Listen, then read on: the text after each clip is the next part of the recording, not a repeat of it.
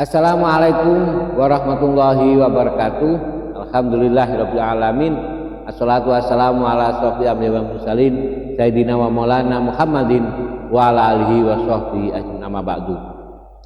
Di kesempatan hari ini mari kita bersama-sama melakukan zikir pada Allah Subhanahu wa taala atas rahmat serta hidayahnya yang diberikan kepada kita semua. Dan tak lupa salat dan salam tetap kita limpahkan pada junjungan kita Nabi besar Muhammad sallallahu alaihi wasallam beserta keluarga dan para sahabat. Ayah, bunda dan anak-anakku, santri Madrasah Ibtidaiyah Imami. Selamat bergabung dalam kisah perjalanan Nabiullah Ibrahim alaihissalam. Mari kita sama-sama belajar takwa dari kisah Nabiullah Ibrahim alaihissalam. Nikmati pagelaran online bersama keluarga di rumah. Suguhan bisa inspiratif untuk keluarga bersama Bapak Muhammad Yahya dan Ibu Qurrata A'yun. Parenting untuk ayah bunda bersama Ibu Muhibatul Azizah. Mari kita luruskan niat, luaskan samudra hati. Selamat datang di taman-taman surga.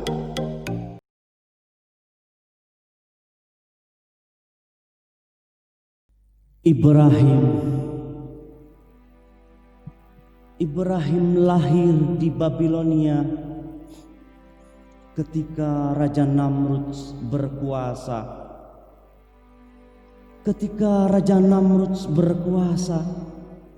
Raja Namrud pernah bermimpi bahwa ia akan dihancurkan kedudukannya oleh seorang laki-laki. Oleh karena itu, ia memberikan kebijakan untuk membunuh semua bayi laki-laki yang lahir pada waktu itu. Namun orang tua Ibrahim yang bernama Azar bin Tahur menyembunyikan Ibrahim ke dalam goa. Lalu selamatlah ia. Ayah Ibrahim yang bernama Azar bin Tahur adalah seorang pembuat berhala yang termasyhur ketika masanya.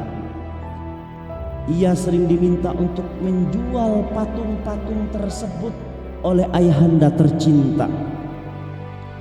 Dan perjalanan itulah yang membuat Ibrahim muda berpikir, mengapa kita perlu menyembah berhala atau patung-patung yang tidak hidup ini? Mengapa kita perlu untuk menyembah bebatuan yang dipahat oleh manusia? Bahkan kita menyembah pohon-pohon yang dipahat oleh manusia yang tidak hidup karenanya. Oleh karena itu, Ibrahim muda sering bertanya kepada ayahnya, "Wahai ayah, siapa yang menciptakan manusia?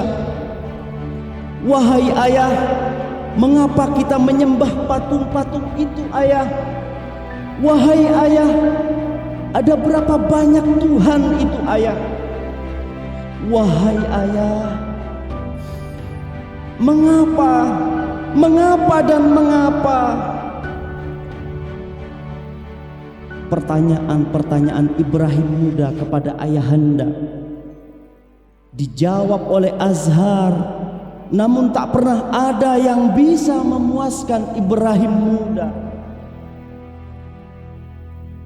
Dan di sanalah Allah Subhanahu wa taala memberikan Ibrahim sebuah nafas tauhid walaupun ketika ia masih berusia muda. Allahu Akbar. Nabi Ibrahim adalah nabi yang masih atau semasa kecil diberikan nafas tauhid ini oleh Allah Subhanahu wa taala, sehingga ia tetap berada untuk mencari ketauhidan. Siapa yang sesungguhnya menciptakan muka bumi ini? Siapa yang sesungguhnya menciptakan alam semesta ini? Dan siapa yang sesungguhnya menciptakan manusia yang hidup di muka bumi ini? Menjelang dewasa, Ibrahim terus melakukan pencarian ini. Dan ketika malam tiba, Ibrahim melihat bintang bintang. Ia lalu berkata, inilah Tuhanku. Namun tatkala bintang itu tenggelam dan bergeser, Ibrahim berkata, saya tidak suka kepada yang tenggelam dan bergeser ini. Hal tersebut digambarkan dalam Al-Quran surat Al-An'am ayat 77. Kemudian tatkala Ibrahim alaihissalam melihat bulan terbit, Ibrahim alaihissalam berkata, inilah Tuhanku. Tetapi setelah bulan itu tenggelam dan bergeser, ia berkata, sesungguhnya jika Tuhanku tidak memberikan petunjuk kepadaku, pastilah aku termasuk orang-orang yang tersesat. Al-An'am ayat 78. Ibrahim kembali kecewa kepada bulan yang tenggelam dan bergeser, tidak seperti yang ia harapkan. Ia kembali melihat matahari yang terbit. Ia merasa bahwa itulah Tuhannya, karena ia melihat yang lebih besar.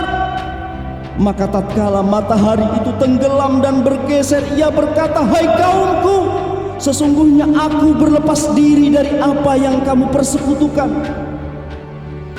Ibrahim nampaknya sudah dikecewakan kembali oleh matahari yang tenggelam dan bergeser, karena dia tidak menemukan satu sosok yang dianggap akan terus ada dan terus melihatnya, yang merupakan pencipta alam semesta ini. Inilah daya logika yang Allah karuniakan kepada Ibrahim, sehingga ia menolak agama penyembahan dari kaumnya. Ia menyadari bukan bintang, bukan bulan, bukan pula matahari, bukan pula siang dan malam. Ia terus mencari dan mencari. Ia bahkan memohon kepada Allah Subhanahu wa Ta'ala untuk ditunjukkan sesungguhnya siapa yang menciptakan alam semesta ini. Dalam Al-Baqarah ayat 260. Dan ingatlah ketika Ibrahim berkata, ya Allah, ya Tuhanku, perlihatkanlah kepadaku bagaimana engkau menghidupkan orang-orang mati. Allah Subhanahu wa Ta'ala berfirman kepada Ibrahim, belum yakinkah engkau wahai Ibrahim? Ibrahim menjawab, aku telah meyakinkannya, aku telah meyakinkannya, akan tetapi agar hatiku lebih mantap dengan imanku. Maka Allah Subhanahu wa Ta'ala berfirman, ambillah 4 ekor burung, lalu cincanglah semua olehmu, lalu letakkan tiap-tiap satu bukit satu bagian dari bagian-bagian ini. Bayangkan, dicincang burung itu, dicincang bagian-bagiannya, dipisahkan, diletakkan di 4 bagian di bukit yang berbeda oleh Ibrahim atas perintah Allah Subhanahu wa Ta'ala. Lalu apa kata Allah? Lalu engkau panggil kembali burung-burung itu, niscaya pasti burung itu akan datang kepadamu. Dan apa yang terjadi? Yang terjadi adalah burung-burung itu hidup kembali dan kembali kepada Nabi Ibrahim alaihissalam. Allahu Akbar, Allahu Akbar, Allahu Akbar. Maha besar Allah Subhanahu wa Ta'ala. Dari sinilah keyakinan Ibrahim akan keesaan Allah pun tumbuh dengan luar biasa. Ia menyatakan keimanannya dengan yakin yang sempurna. Lalu Ibrahim alaihissalam mulai mendakwahkan kepada keluarganya, mendakwahkan kepada kaumnya. Pernah suatu saat Raja Namrud beserta kaumnya pergi meninggalkan kota untuk melakukan sebuah perjalanan. Namun Ibrahim tidak mengikutinya. Ketika itu Raja Namrud membangun sebuah kuil yang teramat besar dengan berhala-berhala yang terpasang di dalamnya. Dan ada satu berhala yang besar. Ibrahim pun berniat untuk menghancurkannya. Ketika Raja Namrudz dan semua rakyat Babilonia meninggalkan kota itu, Ibrahim datang ke kuil itu, menghancurkan satu persatu berhala-berhala itu. Semua hancur oleh Ibrahim. Tinggal disisakan hanya satu berhala, yaitu berhala yang besar. Maka kapak yang ia pakai untuk menghancurkan berhala-berhala itu ia simpan dan dikalungkan pada berhala yang paling besar. Dan sepulangnya Raja Namrudz beserta kaumnya, Raja Namrudz marah dengan luar biasa. Ia memanggil Ibrahim dan berkata, "Engkau telah menghancurkan Tuhan-Tuhan kita. Apakah engkau yang menghancurkannya, wahai Ibrahim?" Ibrahim hanya berkata, "Tanyakanlah kepada berhala yang paling besar, patung yang paling besar, karena di sanalah ada satu kapak yang masih melekat padanya."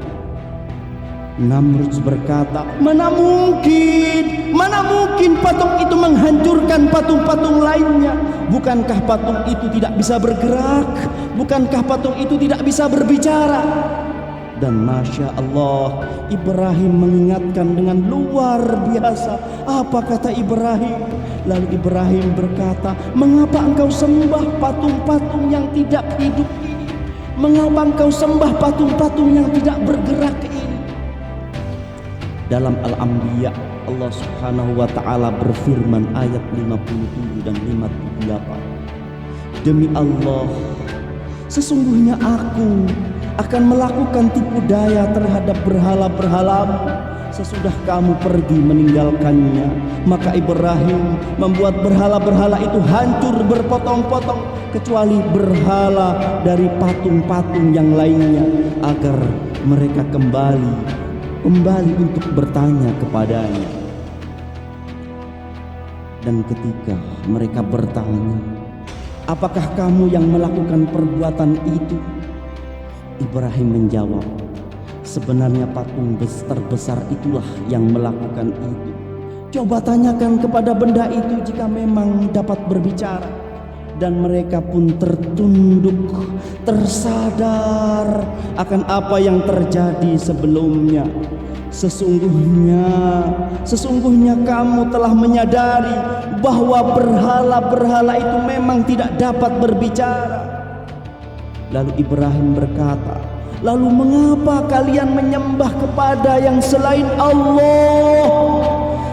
Mendengar pernyataan itu, para pengikutnya tersadar. Namun Raja Namrudz murka.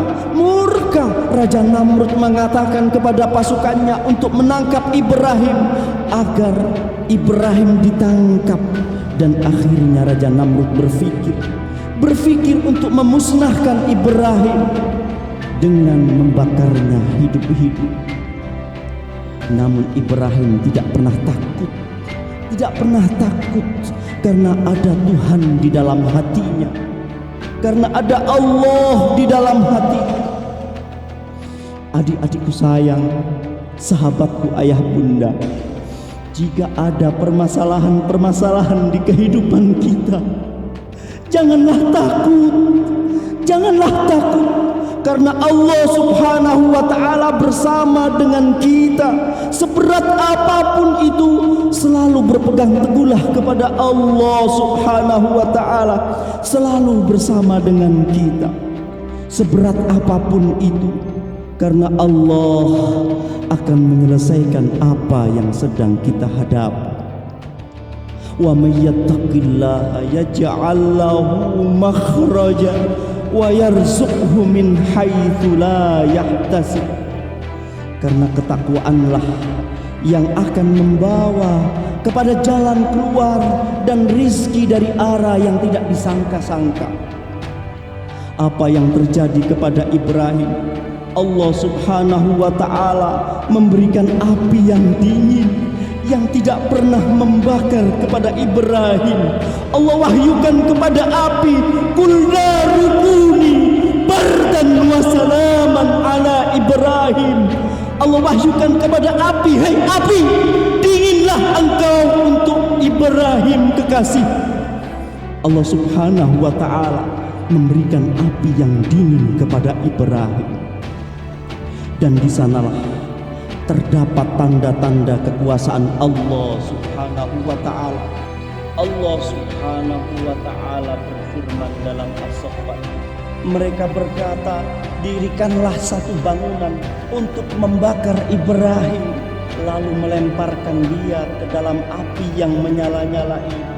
Mereka hendak melakukan tipu muslihat kepadanya, maka kami jadikan mereka orang-orang gila, dan Allah Subhanahu wa ta'ala menyelamatkannya dari api. Sesungguhnya yang demikian itu benar-benar tanda kekuasaan Allah bagi orang-orang yang beriman. Quran Surat Al-Ankabut ayat 24. Inilah yang menjadi bukti bahwa tauhid yang dipegang oleh Ibrahim alaihissalam tak pernah padam dalam hatinya. Ibrahim telah mengajarkan kepada kita untuk menjadi pribadi yang bertauhid, anak yang bertauhid, sehingga akhirnya Ibrahim menjadi ayah bertauhid. Dari dirinya lah nanti akan lahir keturunan-keturunan nabi-nabi dan rasul kemudian.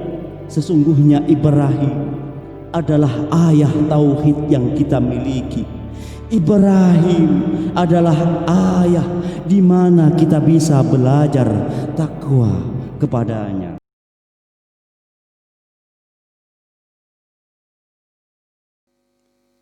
Siti Hajar adalah bukti nyata bahwa kerja keras yang dibarengi dengan doa dapat menghasilkan sesuatu yang terbaik. Beliau adalah seorang ibu yang sabar, ikhlas, dan selalu lapang dada, tidak goyah menghadapi setiap ujian dan ujian yang selalu menderanya. Lalu, siapakah Siti Hajar itu?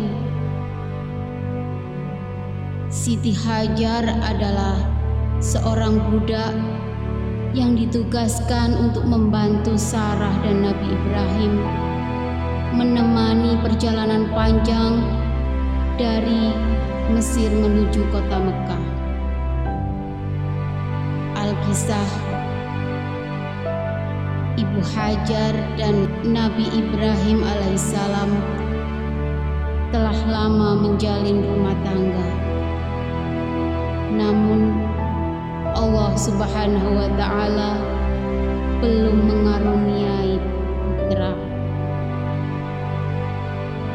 Karena rasa cintanya kepada Nabi Ibrahim, Ibu Sarah berpikir untuk meminta kepada Hajar agar mau menjadi istri kedua dari Nabi Ibrahim alaihissalam, dengan harapan Allah memberikan keturunan melalui Siti Hajar.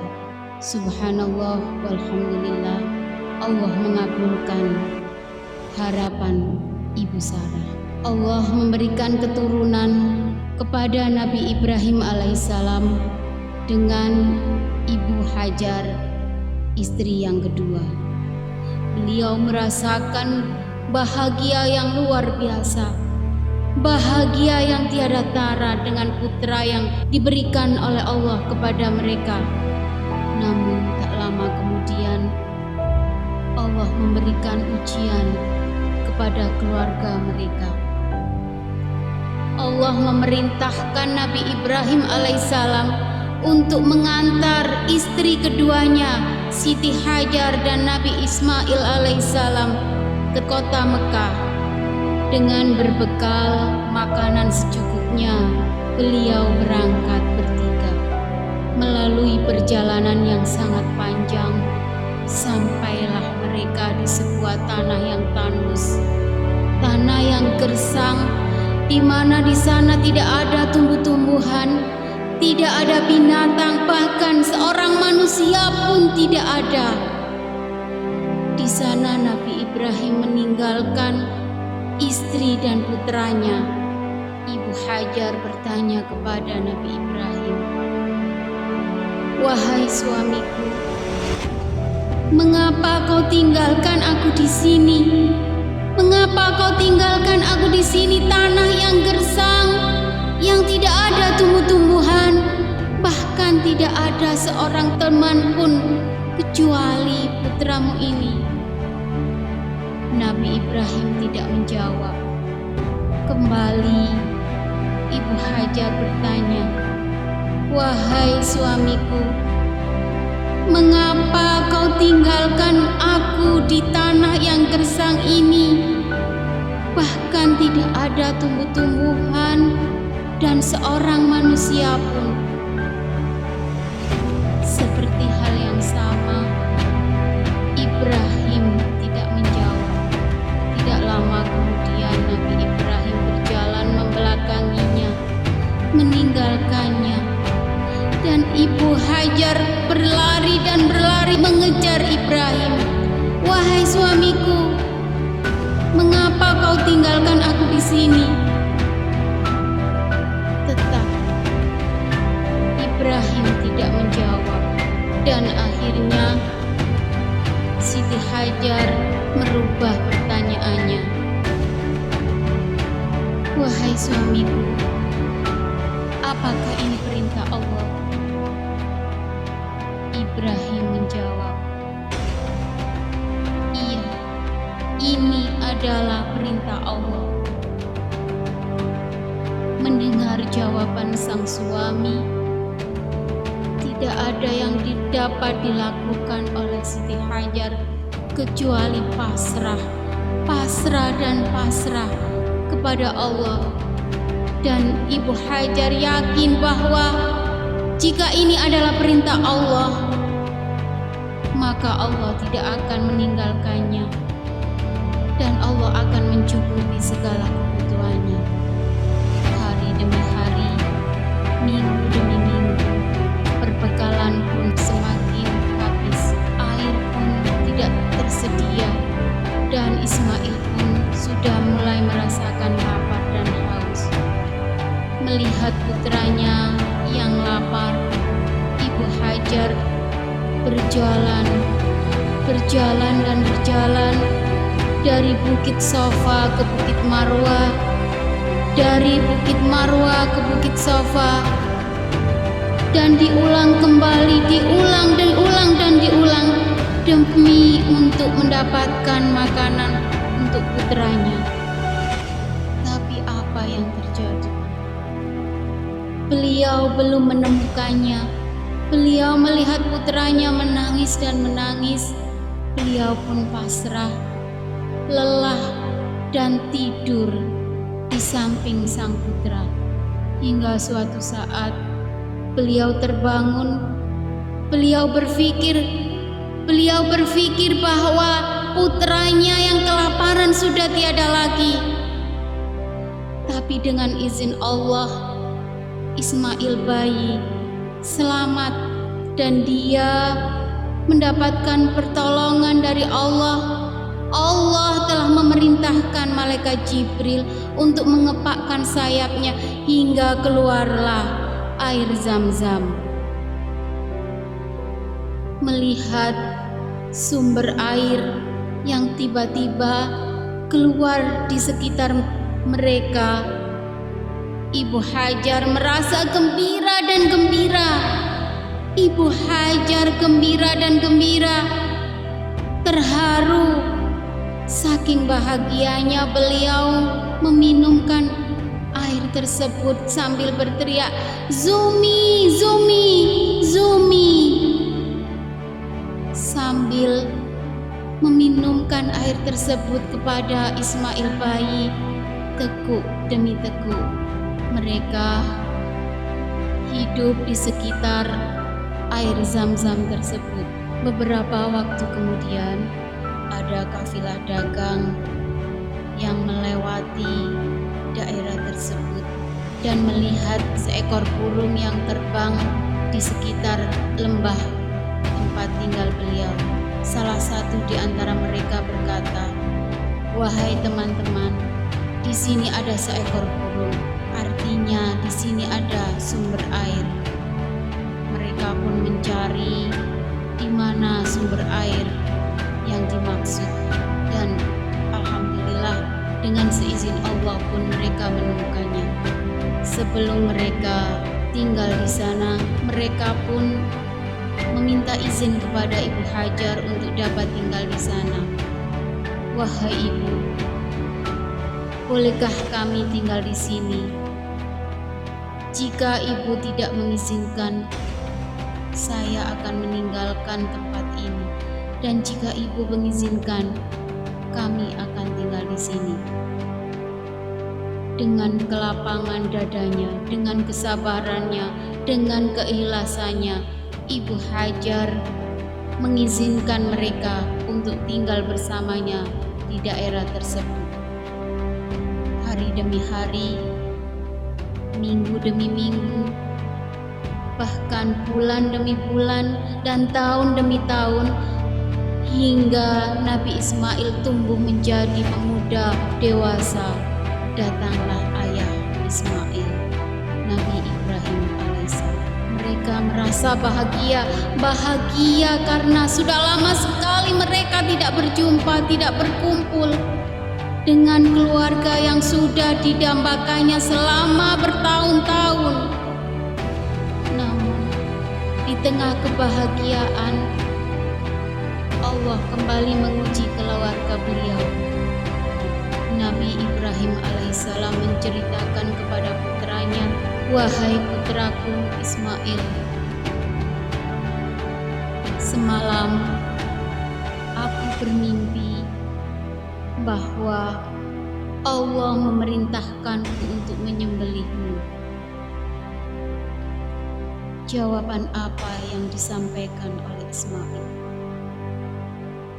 Ismail menjawab, "Wahai ayah, laksanakanlah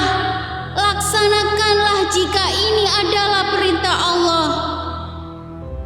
Niscaya ayah akan mendapatkan. Aku adalah orang yang sabar." Dari sinilah dimulainya pelajaran bahwa umat Islam diperintahkan untuk melaksanakan kurban. Dan tidak lama kemudian, singkat cerita, pada usia 90 tahun, Ibu Hajar meninggal dunia.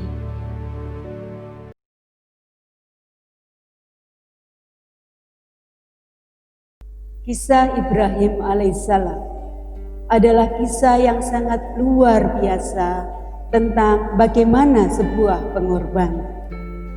Ibrahim dan Hajar juga Sarah mengajarkan kepada kita tentang pengorbanan orang tua yang begitu besar. Dan pada hakikatnya, pengasuhan adalah sebuah perjalanan panjang tentang pengorbanan. Ketika kita menjadi seorang ibu, detik itu juga kita sudah mengikrarkan diri untuk mengorbankan hidup kita untuk anak-anak kita. Lihatlah Ibrahim yang rela berpisah dengan istri dan anaknya, dan bahkan rela akan kehilangan putra yang sedemikian lama ditunggu-tunggu. Lihatlah Hajar yang meski dengan keterbatasan juga rela ditinggal suaminya. Pengorbanan demi pengorbanan yang jika kita kaitkan dengan apa yang kita alami hari ini masih sangat jauh. Berapa yang kita korbankan untuk anak-anak kita, dan berapa sering kita marah dengan pengorbanan yang kita lakukan. Kemarahan itu menunjukkan ketidaksabaran kita dalam berkorban sebagai orang tua. Seringkali anak-anak hanya merusak mainan, kita marah pada mereka.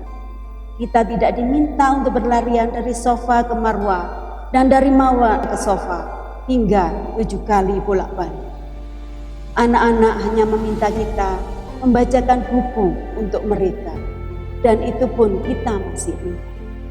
Dari Ibrahim kita belajar menjadi ayah yang hebat. Kita seringkali belajar tentang teori-teori pengasuhan untuk menjadi ayah yang hebat. Kita lupa satu hal, bahwa bertakwa adalah modal yang paling utama. Kita melihat Ibrahim, beliau taat kepada Allah tanpa ada kata tapi, tanpa ada kata nanti. Ketika Allah menyuruh melakukan apapun, Ibrahim alaihissalam langsung melaksanakan tanpa ada keraguan sedikitpun. Para ayah, jika ingin menjadi ayah yang hebat, maka hal pertama yang harus dilakukan adalah memperbaiki ketakwaan kita kepada Allah Subhanahu wa taala. Jika kita mampu, tanpa ada kata tapi, tanpa ada kata nanti. Dari Bunda Hajar, kita juga belajar bahwa pengasuhan adalah sebuah proses pengorbanan yang tidak ada keluh.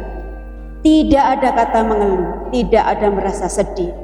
Hajar percaya bahwa Allah akan memberikan yang terbaik. Jika ini adalah perintah Allah, maka lakukanlah suamiku. Itu yang dikatakan oleh Hajar. Dan mari kita tengok hati kita. Hari-hari yang kita lalui, seberapa sering kita mengeluh, suami kita kurang begini, anak kita kurang begini, saya masih belum begini, saya masih begitu. Padahal kalau kita mau belajar dari Bunda Hajar, mengeluh sudah dibuang sangat jauh. Demikian juga Sarah, tidak ada kata mengeluh. Yang ada adalah kepercayaan sepenuhnya bahwa Allah pasti akan menolong mereka, bahwa Allah akan memberikan yang terbaik buat mereka. Mari kita sama-sama merenungi seberapa dekat cara kita dengan Ibrahim alaihissalam, seberapa dekat cara kita dengan Hajar, seberapa dekat kita dengan Rasulullah Sallallahu Alaihi Wasallam. Rasulullah adalah keturunan Nabi Ibrahim. Nabi Ibrahim alaihissalam yang sedemikian hebat, seorang ayah yang hebat, seorang suami yang hebat, dan akhirnya melahirkan orang terbaik sepanjang usia, Rasulullah Sallallahu Alaihi Wasallam. Seberapa dekat kita di sana, seberapa sering kita sebagai orang tua mengenalkan kepada anak-anak kita, berkorban waktu kita, berkorban materi dari diri kita untuk mengenalkan siapa Rasulnya, siapa Nabinya, bagaimana dia harus berjuang, bagaimana pengorbanan kita nanti akan dibayar. Ismail menjadi hebat seperti itu bukan hanya dengan rangkaian doa-doa, tetapi ada kerja keras, ada keyakinan, ada kesabaran yang luar biasa dari orang tuanya. Tidak cukup hanya dengan berdoa, tidak cukup hanya dengan berdoa. Dan semoga Allah merahmati semua orang tua yang bahkan hingga usia senja mereka berkorban agar anak-anak kita berbakti kepada Allah dan Rasulnya, Rasulullah SAW, yang nanti akan kita harapkan syafaatnya. Kita datang kepada Ibrahim alaihissalam. Ibrahim tidak mampu memberi syafaat. Kita datang kepada Nabi Isa alaihissalam. Isa tidak mampu memberi syafaat. Harapan terakhir manusia hanyalah Muhammad Rasulullah SAW yang nanti kita harapkan syafaatnya. Satu-satunya manusia yang berhak memberikan syafaat. Dan syafaat itu tidak mungkin ada jika Allah tidak menghendaki. Belajarlah dari Nabi Ibrahim dengan segala ketakwaannya, dengan segala upaya yang keras yang sudah dilakukan. Ibrahim tetap berdoa, Rabbi ji'alni muqimas sholati wa min dzurriyyati. Artinya, ya Allah, jadikanlah aku dan anak-anak keturunanku orang-orang yang senantiasa menegakkan sholat. Dengan keimanan yang dimiliki Ibrahim, dengan banyak amal yang dimiliki Ibrahim, Ibrahim tidak pernah lupa untuk berdoa. Dan kita harus percaya, kita harus menyadari bahwa pertolongan Allah itu hanya akan datang jika kita sudah mempersiapkan semuanya dengan baik. Zam-zam Allah turunkan ketika Hajar sudah berusaha dengan luar biasa.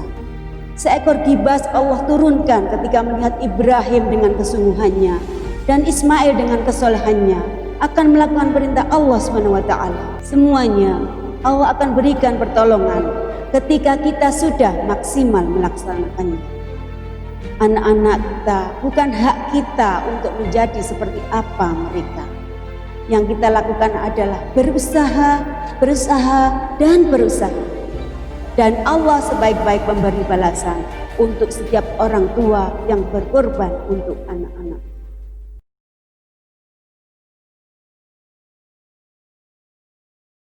Bismillahirrahmanirrahim. Allahumma salli wa sallim ala sayyidina Muhammad wa ala ali sayyidina Muhammad. Hamdas syakirin, hamdan na'imin, hamdan yuafi ni'amahu wa yukafi mazidah. Ya Allah, ya Rahman, ya Rahim, kabulkanlah setiap hajat kami ya Allah. Jadikanlah keluarga kami sakinah, mawaddah wa rahmah, dengan anak yang soli dan solihah. Ya Allah, ya Rahman, ya Rahim, kumpulkanlah kami bukan hanya di dunia ini ya Allah, namun kelak sampai di akhirat nanti. Berkahi usaha kami ya Allah, berkahi rezeki kami, berkahi usia kami. Ya Allah, ya Rahman, ya Rahim, perbaiki akhlak kami kepada orang tua kami, akhlak kami kepada guru-guru kami, akhlak kami kepada saudara-saudara kami, akhlak kami kepada anak-anak kami. Ya Allah, ya Rahman, ya Rahim, jadikanlah kami termasuk golongan hamba-Mu yang bersyukur dan berserah diri kepadamu. Rabbana atina fid dunya hasanah wa fil akhirati hasanah wa qina adzabannar. Walhamdulillahi rabbil alamin.